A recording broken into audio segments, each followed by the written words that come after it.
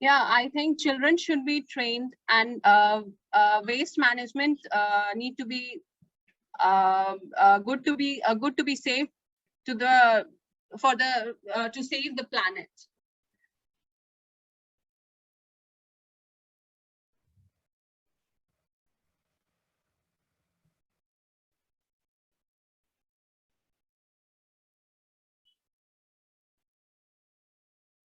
Voice is not audible.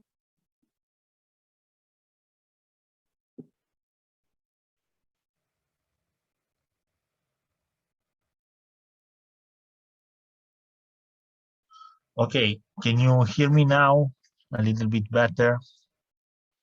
So yeah, we can I think concur all to what Angela was saying. So thank you again to Antara. Can you hear me, Antara? And then we can move to the next session.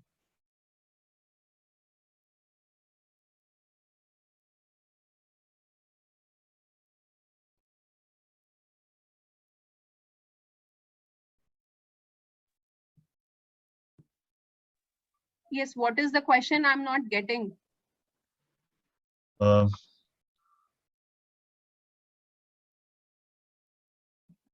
Maybe Devanshu, if you can help to Antara to understand. It was just a consideration, and she wanted your point of view. Okay, regarding children training, right? Yes. Yes, I am in the favor of what she has said, that yeah, there should be a training program for the children as well as for the youth, because they are the one who are the future of any country, I think. So yeah, there should be some training programs which will definitely help for making people aware related to this issue. This is a burning issue. Thank you very much, Antara. Stay with us. That now we are moving to the next session. That will be a round table among youth leaders regarding youth engagement, climate justice, and peacekeeping.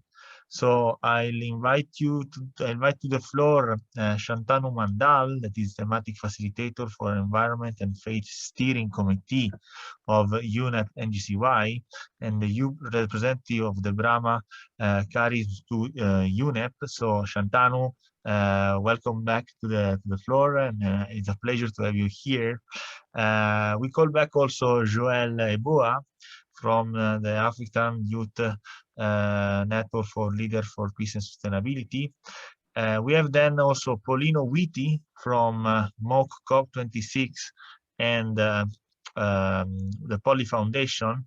And also we have a virtual participation, virtual because she is not here, but she recorded a video with the question that now I'm going to take the speakers.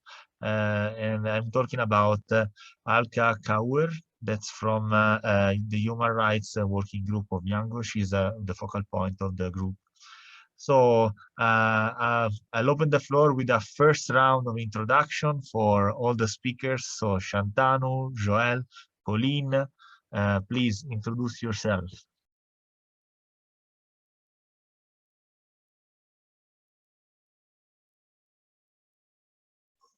Shantanu, you are muted. You can go. Okay, thank you so much. Good evening, everyone. My name is Shantanu, and I am basically from India, but right now I'm connecting to you with London. I'm preparing for the COP. I am a youth representative of the Brahma Kumaris. It's a faith-based organization, and we are accredited to different bodies of the UN.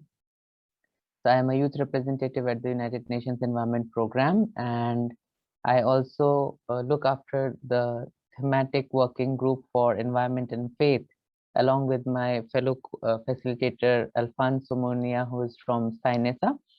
So we two together take care of the faith for environment and faith working group, and our main responsibility is to connect with different young leaders from different faith communities and help them come together with plans and work together to achieve some meaningful climate action undertaken by faith-based communities.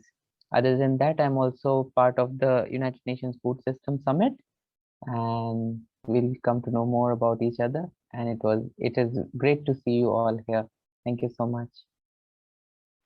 Thanks to you, Shantanu, for being with us. And now, Joel, if you want to remind a few words about you.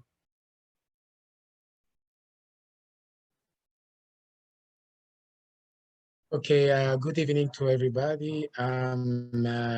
Ismail Joel Eboa. I'm the Secretary General of African Network of Young Leaders for Peace and Sustainable Development.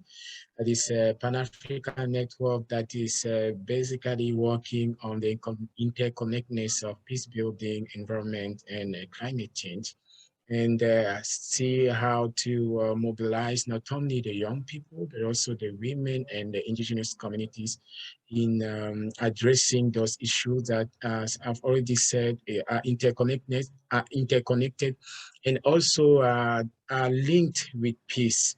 And we are leading what we can call the New Deal for Nature and People Coalition, and that aims at to reverse the biodiversity loss and put nature on the path of recovery. And yes, this is key to also help addressing the climate change issue. So the network is operational in several African countries. So with several regional program points, and we have been working since, I should say, 2015, addressing various issues in various areas like capacity buildings, many areas like advancing policies, and so green entrepreneurship, and also networking and platforms. Thank you very much. Thank you, Joel, for being here, staying with us. And now the floor is to Pauline Owiti from MOCOP 26. Hello, everyone. Good morning, good afternoon, and good evening to some. It's night here. I'm Pauline Owiti from Kenya.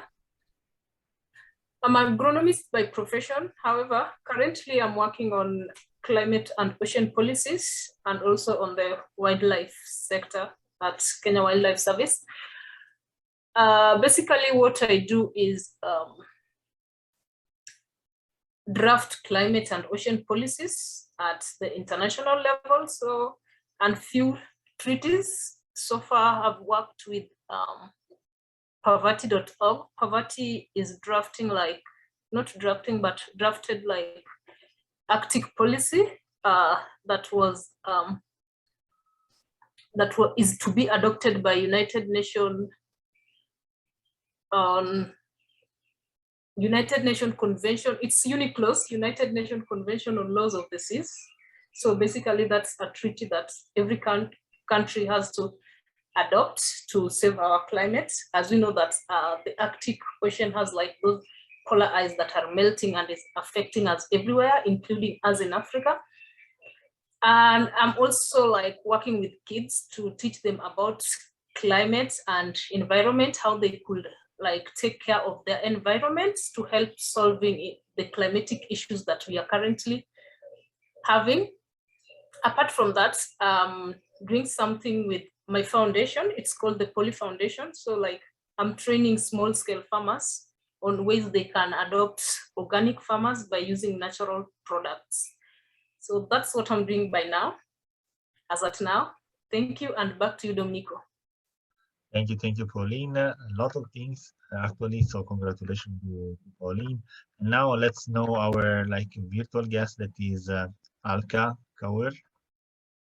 So welcome to all to this session of Climate Social Forum. Yes, the topic will be and have a 3 round statements. So the floor is to Alka Kaur. Thank you so much. So my name is Alka Kaur. I am 20 years old and I am from Malaysia. As you may or may not know, I am one of the working group coordinators of YOUNGO's Human Rights Working Group. In Malaysia, I am also a coordinator for the capacity building working group of the Malaysian Youth Delegation, a youth-led civil society organization. So yeah, that's it for me. Okay, so let's go to the first question of this table that I'm addressing to you all. And the question is this one. How do you think human rights protection is important in connection to climate justice? We addressed peace at the beginning. We have a strong focus with the Antara to the climate justice and also, of course, to the human rights. But in your opinion, how these two topics are very connected? So we can start from Shantanu. Thank you so much, Domenico. And some of these trends are not new for me, so I'm so happy to see them again. When I think about the word rights, it has two meanings. One is that it is something that belongs to me, which is imperative, a part of me. And because it's part of me, that's why it is right, it is correct. So when I say human rights, it necessarily means that there are some basic rights that are within the human species. But I personally believe that human rights are not just confined within the Homo sapiens like us, but it also means to coexist with harmony with fellow species. It's, for example, if me and you, we stay in a house and I live the way I want to live without considering that it is leaving an impact on you, then my ways of living is impacting your rights. So human rights might just sound as it's only for the humans, but it does has a connection with other species also. Because whether you call it philosophy, whether you call it artistic thinking, whether you call it deep philosophy, whether you call it anything, but it is reality that we are not alone on this planet. And most of the times when we talk about human rights, we are so engaged, we are so trained to just think about ourselves that we only consider and create plans and propositions that do just take care of us. And while doing that, what we are leaving behind is a lot of impact for our future generations to deal with, because they while taking care of these solutions or planning these solutions, we really didn't look into the aspect that our effect, our impacts, our actions are going to impact the species around us. So for me, human rights is only right when it considers the planet, when it considers other species. So what are the human rights? Most of us know here, because that's the reason why we all are here, because we have some ignition, some interest into that topic. So I won't go into detail of defining them, but I would like you to welcome you all to think more deeply into that aspect of human rights. We call them right only if they are righteous, not just rights like my basic rights, but my basic rights should be also with a lot of base. They should be very righteous. So something that I call, say, for example, I say I have a right to talk, but if everybody starts using their right to talk, at one point Zoom will stop everybody to talk. So you have to understand that there are rights, but they are only right when they are taken into action with a lot of consideration for others. So one is the human rights, but the second thing, which is more important, is understanding, having a wisdom of righteousness, so that whenever we are acting or whenever we are vouching or advocating for human rights, we do not leave behind the righteousness.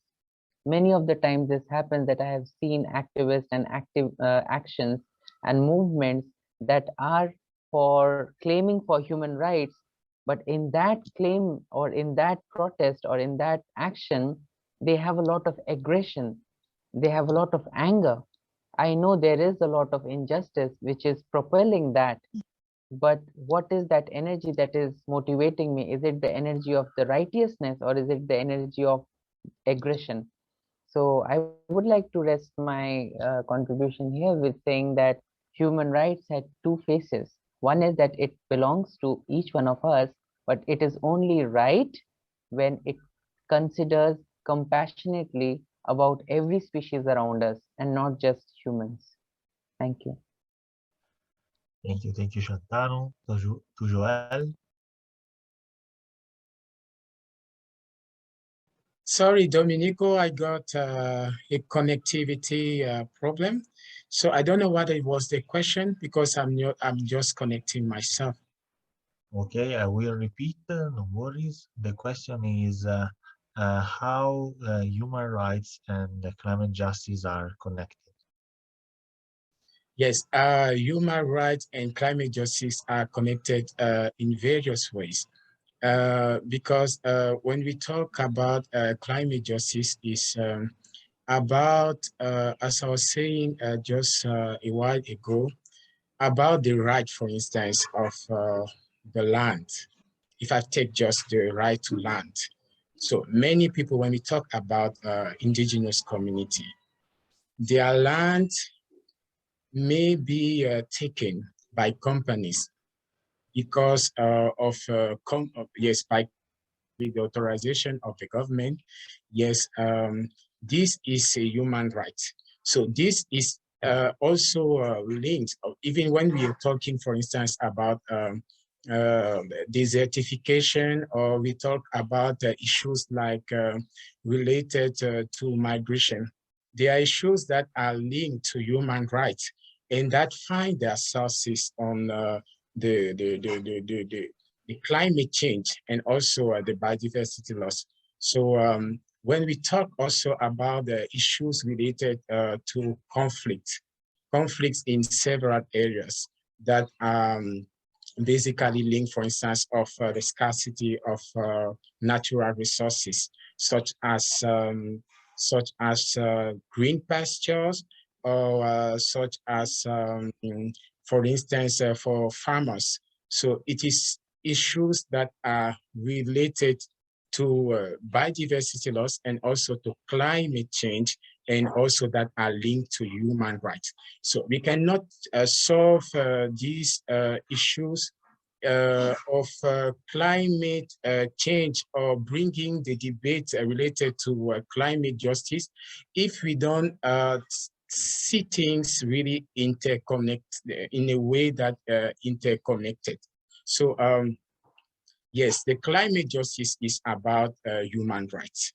The climate justice is about human rights, because if we succeed to bring, for instance, to indigenous community, the justice, the climate justice, so we are going to, for instance, we have many culture, we have many tradition, we have also many traditional knowledges that are lost, or that are being lost because of these issues of the climate change. And solving the problem of climate change will help indigenous community to have their rights, and to have their right to will help young people across continents to have jobs, will limit also, will reduce migration. Because when we talk also, for instance, about the issue of migration, so sometimes it depends on where you are. Many people, they don't understand that people migrate because they are looking for better living conditions, and that they have not found in their homeland. They are obliged maybe to leave their homeland or their country. Many are obliged. So this is a issue also of human rights. It's also an issue of human rights because due to climate change, due to biodiversity loss, so many people migrate. And when we see the condition of migration of many people, if I take, for instance, the problem of the migration of Africans to Europe, you're going to see that even in the process of migration, their rights are being violated. So the main sources of all this problem is the scarcity of resources, is the climate change that increases the scarcity of resources. So talking about climate change is talking about human rights. Because if we succeed to address this problem, then we will have the right of many people being observed or being respected. We will have less migration if we take it seriously, because many people don't leave, for instance, their homeland because they want just to live. No.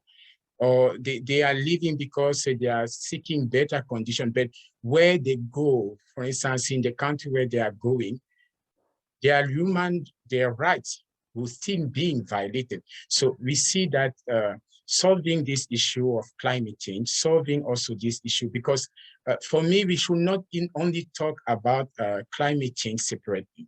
So for me, climate change and biodiversity loss, they are linked, they're interlinked, and sometimes we used to separate them. So they should not, and this is also one of our recommendations in regards of the post-2020 biodiversity framework, because talking about this issue, they are linked. So if we talk about the climate change, what leads to climate change, it is biodiversity loss.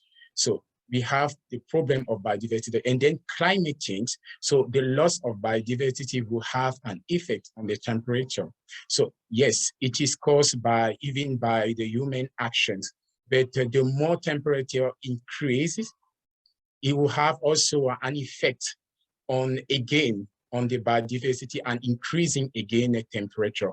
So for me, it is very important to address this issue, to put the question of climate justice on the table. So the climate justice is also about equality, because we cannot, it's also about equality, because we see and we have noticed that it is the more developed country, for instance, that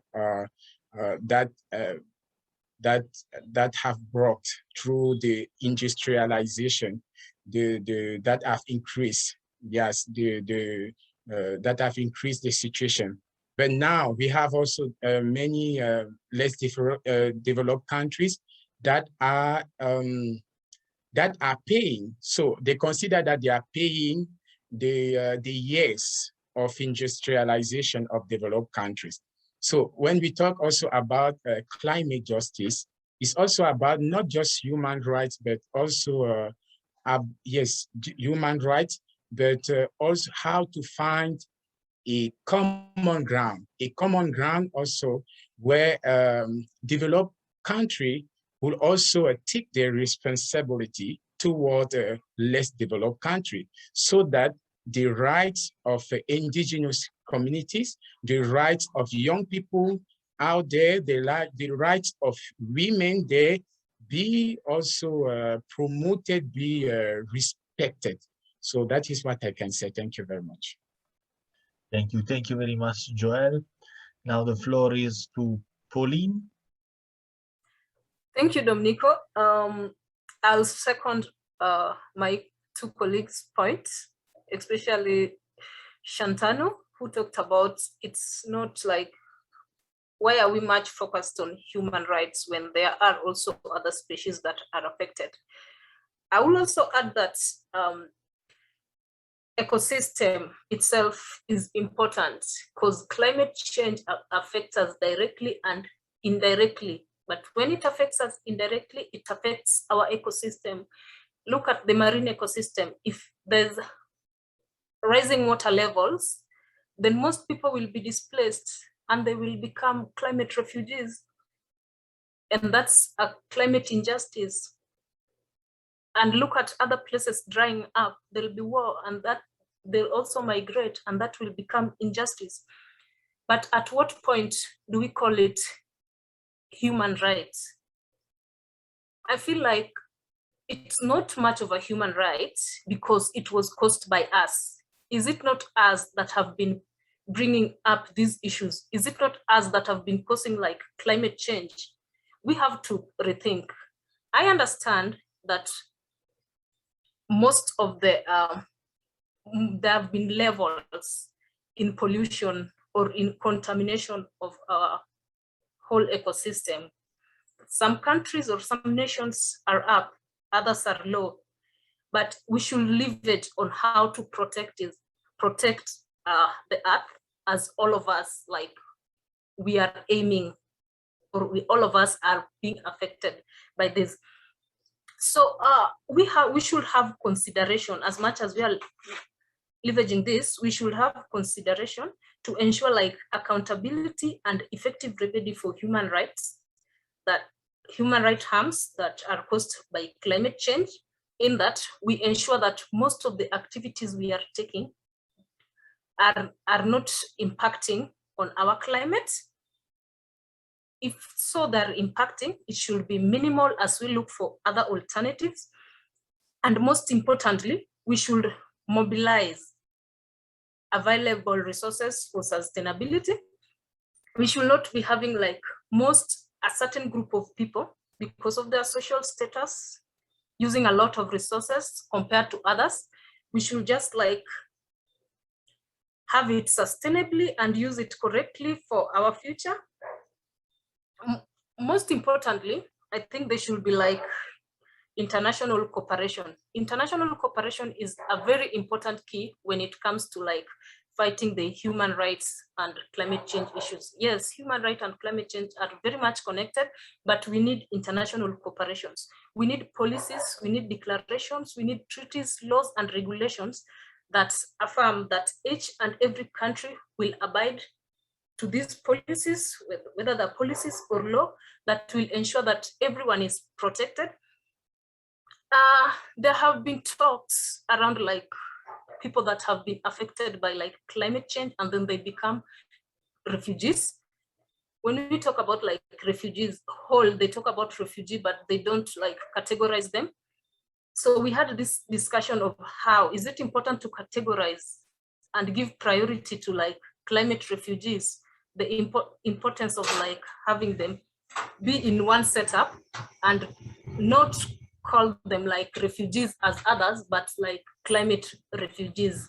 I'll leave that at that point for everyone to think of importance of having like a whole setup or a whole declaration or a whole convention of like climate refugees. Thank you. Back to you, Domenico. Thank you, Pauline. Thank you all for the complete answer that you are given. Now let's see what Alka is saying on the question. So. Thank you. I think we cannot fully protect human rights or cannot have sufficient peacekeeping without climate justice. Because at the end of the day, without a safe environment for us to live in, we will not get the adequate human rights that we deserve. You can't expect a country or a society to care about the human rights of a population if they cannot care about their right to a healthy environment, their right to clean air, and their right to live in a beautiful and clean planet, not one that is constantly being polluted and being suffocated. Therefore, I think it's very interlinked. Everything is linked together. You cannot have peace without caring for human rights. And you cannot care for human rights if you say that you don't believe in climate change or you don't believe in climate justice. I believe that they are all interlinked, and therefore we need all three components of this cog to move this entire machine. So that is my answer. Okay. So also Alka has given like a strong answer on the question. So I'm seeing that a lot of things are putting on the table. It's a super interesting discussion. And let's move to the second answer. That is second question, sorry. And of course, the second answers. That is, how do you think youths are engaged regarding the human rights? Are they involved? They need to be involved. So, which is your vision on the youth in relation to human rights? So, Shantanu, to you. Thank you so much, Domenico. It was nice to listen to everybody's perspective. And this itself is an example of youth engagement. When I see the day today and I see the world 10 years back, I wouldn't have pictured it this beautiful, because it was quite dominated by people who have seen it and done it and have already reached there. But there is a beauty in adventure, there is a beauty in discovery, which comes very natural to young people. So now we can see young people coming out of their houses, coming out of their study zone or their zone of youth, which elders used to consider that young people are just supposed to be doing this. So what young people are doing now is breaking that shield and coming out and telling that no, we are good at everything that you can never even think of. So this recognition of the self capacity, this recognition of the responsibility that we carry, and this recognition of the responsibility for the future that we can create in itself is the powerful fuel for anybody, any young person to get involved. The second thing that I would like to say is that with these motivations, I have witnessed a lot of young people coming out of their comfort and really pushing themselves hard and facing a lot of test, I would say, to put their voices on the right places. I have witnessed young people who have been going to school, but also washing and cleaning cars of his neighbor so that that person could save some money, and so that he could attend a COP event, so that he could connect to the world leaders and tell them that, you see, my world is my right, and what is in your hands is your duty now. So this shift from young people sitting at a cozy end and coming out and doing something very hard and concrete for the first time ever is remarkable. This engagement in itself is so powerful that it is motivating many other youths to do this. What I can do, what you can do, is something very important, and it is very important for us to do it.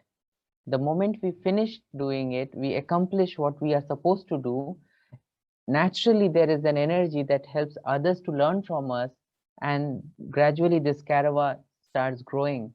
Single person can never bring any change, but that single person, when is doing his duty to save his rights, when he's doing his duty to save others' rights, when he's doing the right, then what happens is that circle of righteousness increases and others starts coming together, and the engagement of youth becomes so huge, engagement of positivity becomes so huge that it is capable of moving hearts, moving intellects that are in the phase of denial. So I have seen young people doing this magic, and I am again ready to witness some more magic this year. I am also willing to listen to others' perspective. Thank you. And I very concur with the word magic. I very like this definition. So, Joel, to you.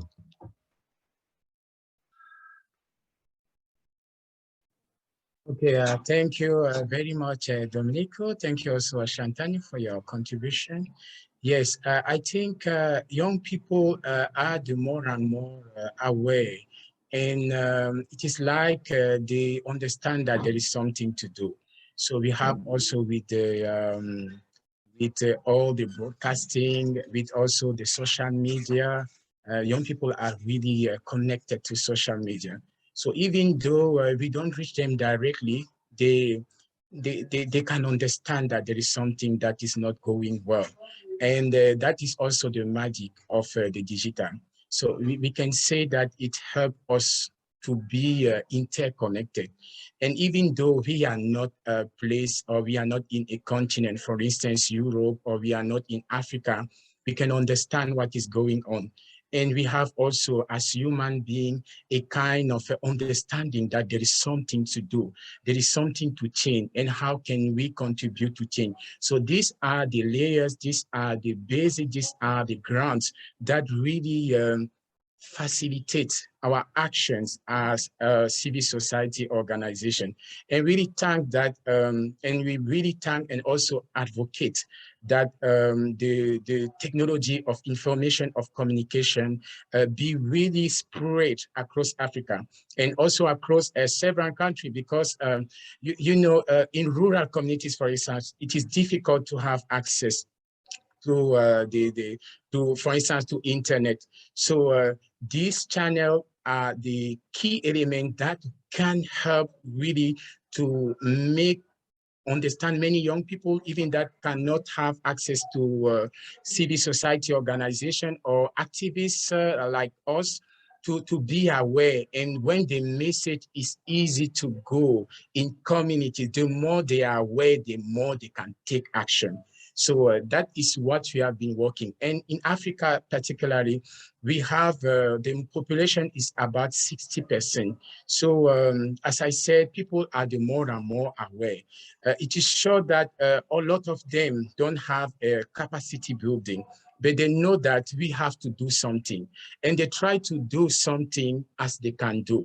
Many young people are volunteering. Many people, young people, because they have understood, they decide to take action, even concerning, for instance, the problem of plastic pollution.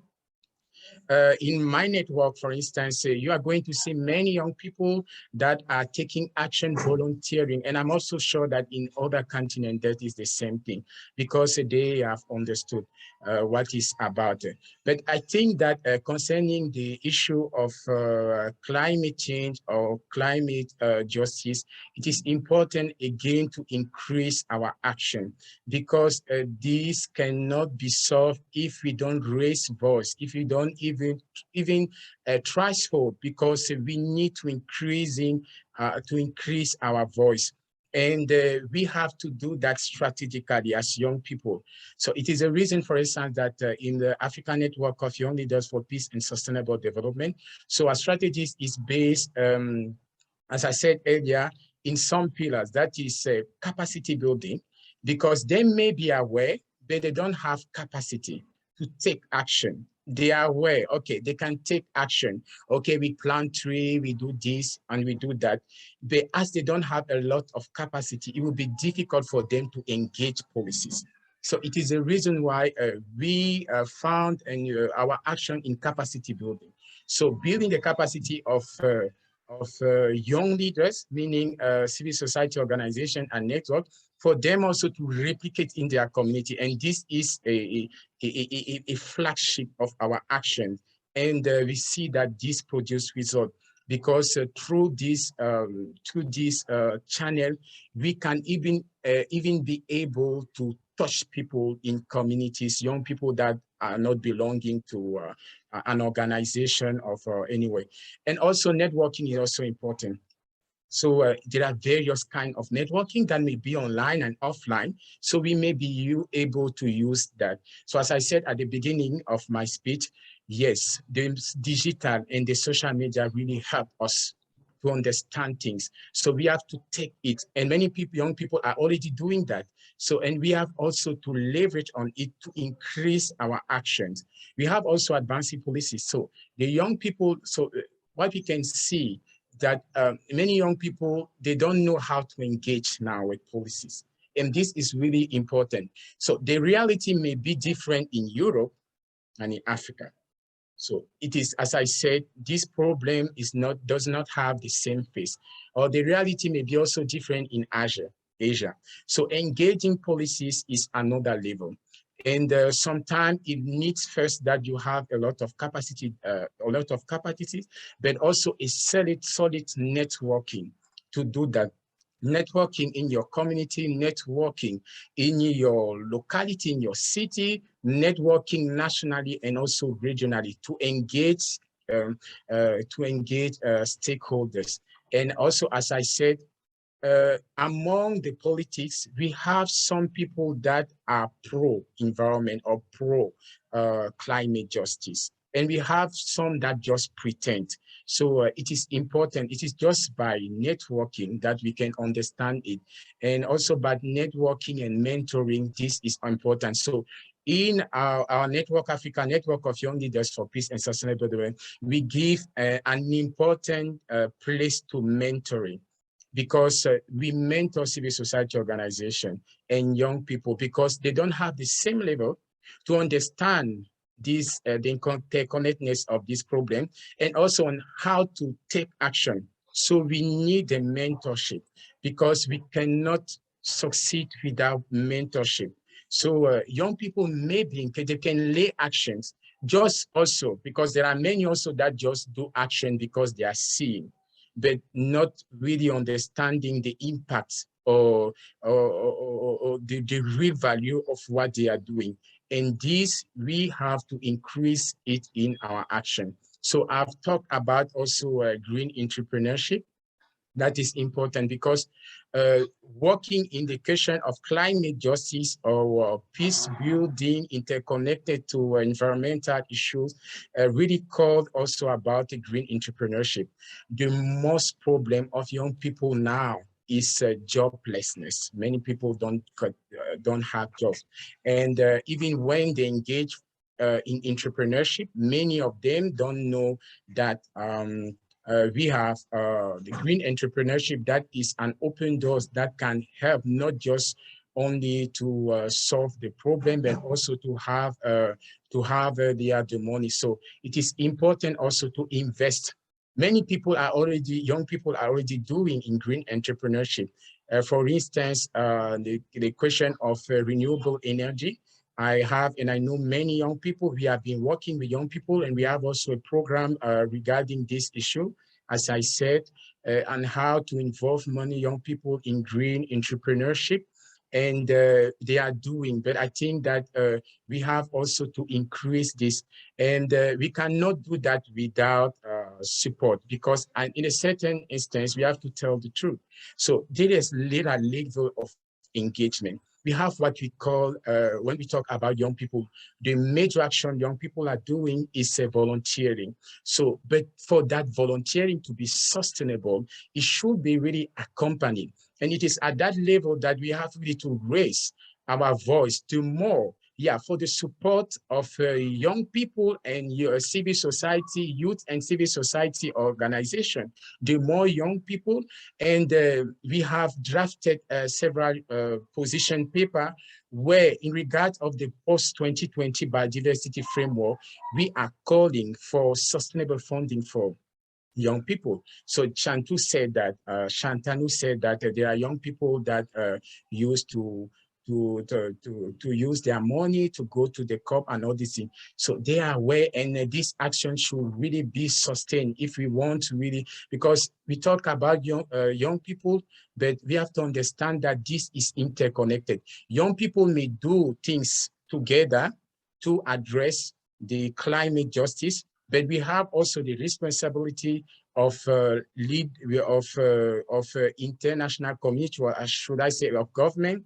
We have also to support these young people and to understand, to hear their voice, and also to do things. We have also organizations that also have an important role to sustain the action of young people.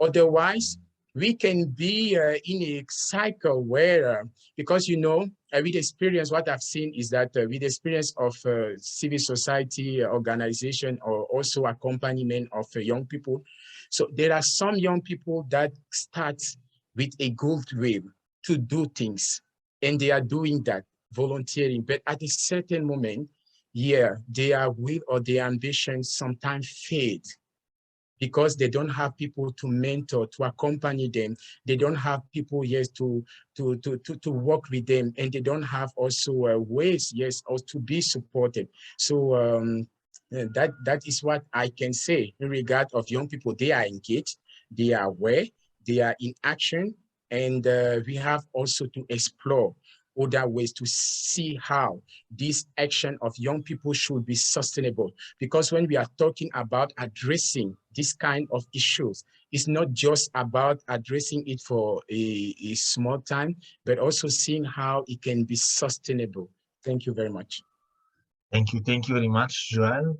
Now the floor to Pauline. Thank you, Domenico. We have like seen thousands and thousands of organizations, be it grassroots or international organizations that require volunteers. And who are the volunteers? They're the youths. So that's how youth like take part in human rights work. That's how you take part in climate change work, through volunteering, because they know the importance of volunteering. They want to live in a better world. They don't want to live in a world full of junks and full of terrible life. Was it the beginning of this year or last year that we had like so many people stand up against discrimination? It wasn't like climate discrimination or anything, but it was just generally discrimination, and the larger percentage of those people that stood up against that discrimination, be it racial, was like the youth. So they understand the importance of like doing whatever they were doing.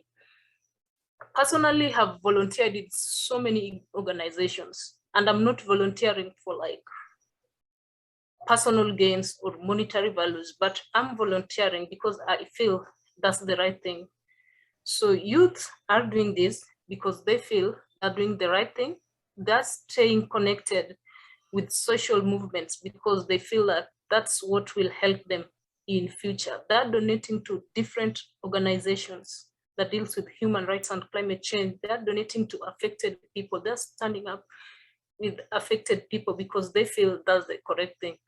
We might have like few youth in the working space for like human rights and climate change, but it's changing slowly by slowly. I feel like it's changing, and with time we'll have a good percentage and a good representation that will help us engaging in those decision-making positions in future. Thank you. Back to you, Domenico. Thank you, Pauline. Yes, I concur with your point, guys, and I'm also like hopeful that youth can take the lead in the future. And let's see probably how youth think. We say the Alka is 20 years old, so let's also listen to her thoughts are engaged regarding human rights. I think that at present, a lot of the youth I know are very involved in advocating for human rights and climate rights as well. Because again, as I mentioned earlier, it's all interlinked. So youth have been engaging through YOUNGO, especially through local organizations, even at the very, very grassroots level, which is the most important. So I have seen many youth involved in encouraging people from their society to be to recycle more, or to reduce their waste, or to be more conscious about the things they purchase. So that is how youth are being engaged at present at their own personal capacities. Thank you very much. Okay, now let's run to the last question. In the meanwhile, I saw that some people have raised the hand. We will also give the opportunity to statement. In the meanwhile, if you want us to draft down some questions in the chat, or some things to take to the moderators, to the speakers. So let's go to the last question. That is, yeah, I'm asking you in a few words. First of all, a strong message in which you want to conclude your this roundtable, and what youth can do. Now we are we were discussing about what youth are doing. So what they can do in the future, and what needs to be done for them in order to help them in their engagement in climate justice and human rights. Partially, some of you have also just responded, but maybe if you want us also to state a strong message on this point. So what in the future youths can do, and what needs to be done for youths. Yeah.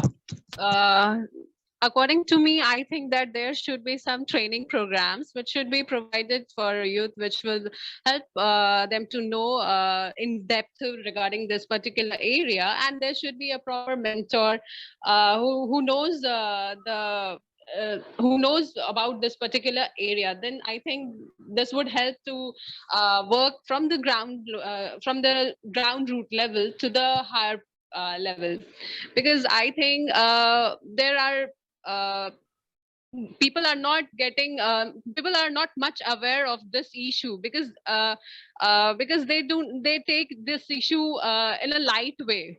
So I think there should be something kind of policies should be also updated day by day, which can help each and everyone. I think mostly the youth to tackle the issues related to this climate change and all. So according to me, this is, I mean, training programs should be there for youths. Thank you. Thank you very much, Antara. So Shantanu. So for me, one strong message that I would like everybody to consider is the future is not very far. You can start it from today. If I have a peaceful inner state, all my actions would contribute into world peace. So no matter what I am doing, let me just check, am I able to keep the peace within? Only then whatever I do will bring peace outside. So my mantra would be, the inner state will reflect the outer actions and will create the outer state. So a peaceful mind will create a peaceful planet. And this is right. And to be able to enjoy peace is also a human right. Thank you, Shantanu. Joel. Yes, thank you very much, Domenico. I think that, yes, young people are doing amazing things, and I think they should continue to be supported. And we should find out ways to do that so that the climate action and also the climate justice takes all its sense. So it is really important. So, and also it is really important for young people to work synergistically, because as coalitions, because to reverse or to address this kind of issues that are interconnected and are global, we need strong coalitions. Thank you very much. Thank you very much, Joel. Now the floor to Pauline. Thank you, Domenico. I feel like it's time to give youth a chance to take the lead on things affecting the community. Like, the youth are part of the community, and they're also part of this menace. They're in it, so they need platforms to start taking actions. And most importantly, they need a platform to start taking the lead. So they'll need guidance, be it resources, be it like opportunities or mentoring. They need the platform. That's from me. Thank you very much, Pauline. Let's see what's Alka's thoughts.